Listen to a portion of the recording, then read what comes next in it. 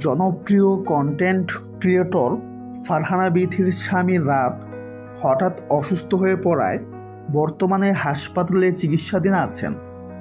তাকে অক্সিজেন সাপোর্টে রাখা হয়েছে বলে পরিবার সূত্রে জানা গেছে। সামাজিক যোগাযোগ মাধ্যমে তার একটি ছবি ভাইরাল হওয়ার পর থেকে ভক্ত ও অনুসারীদের মধ্যে ব্যাপক আলোচনার সৃষ্টি হয়েছে। ছবিতে দেখা যায় হাসপাতালের বেডে রাত শুয়ে আছেন এবং নাকের সাথে অক্সিজেন মাস্ক লাগানো।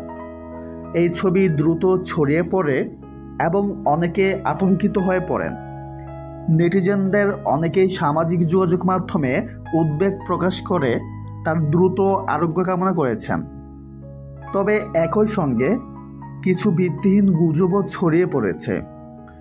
কেউ কেউ দাবি করেছেন রাত আর নেই, অথচ পরিবার ও ঘনিষ্ঠ সূত্র জানিয়েছে এই তথ্য সম্পূর্ণ মিথ্যা। রাত জীবিত আছেন, তবে শারীরিক অবস্থার কারণে তিনি হাসপাতালে চিকিৎসাধীন। বর্তমানে চিকিৎসক দল তার চিকিৎসা চালিয়ে যাচ্ছে। পরিবার ও কাছের মানুষরা সবার কাছে অনুরোধ জানিয়েছেন গুজবে কান না দিয়ে বরং রাতের জন্য দোয়া করতে। তো ভিউয়ার্স, এই বিষয়ে আপনার কি মতামত কমেন্টে জানাতে পারেন। সবাই ভালো থাকবেন। ধন্যবাদ।